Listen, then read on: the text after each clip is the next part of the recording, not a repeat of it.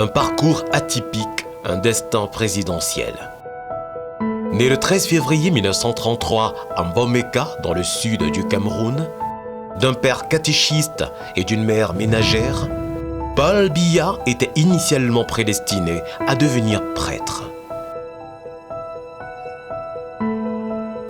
Il a pour ce faire étudié au petit séminaire du collège Saint-Tarcisius d'Edea, puis au grand séminaire du collège Stoll d'Akona. Il achèvera ses études au Cameroun par l'obtention d'un baccalauréat en lettres au lycée général Leclerc de Yaoundé.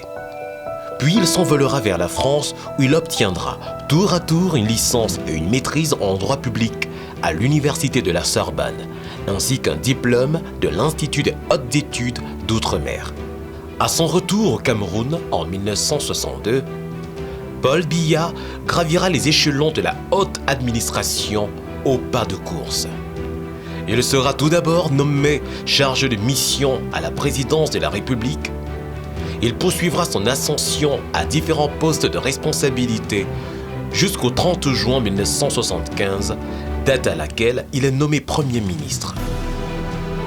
Suite à une réforme constitutionnelle qui fera du Premier ministre le successeur constitutionnel du président de la République, Paul Biya accède à la magistrature suprême le 6 novembre 1982 comme deuxième président de la République du Cameroun.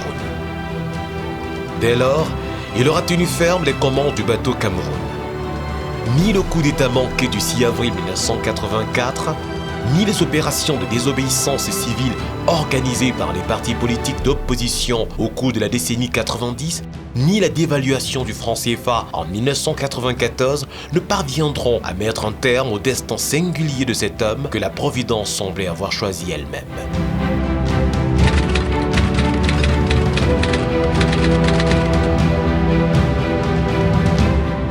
Une fois président, Paul Biya s'engage dans un processus de démocratisation du Cameroun.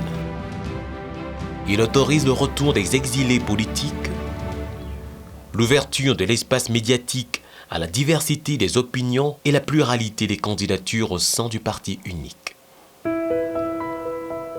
En 1990, à l'écoute des aspirations de son peuple, il fait adopter les lois sur la liberté publique, lesquelles libéralisent l'espace audiovisuel, instaure la liberté d'association et d'opinion et ouvre la voie au multipartisme. Au chapitre des succès diplomatiques remportés par le président camerounais, outre la résolution pacifique du différend frontalier Cameroun-Nigeria relatif à l'invasion de la péninsule de Bakassi par l'armée nigériane, il convient également de souligner son implication, bien que très discrète, mais très efficace dans la résolution des conflits en Afrique et à travers le monde.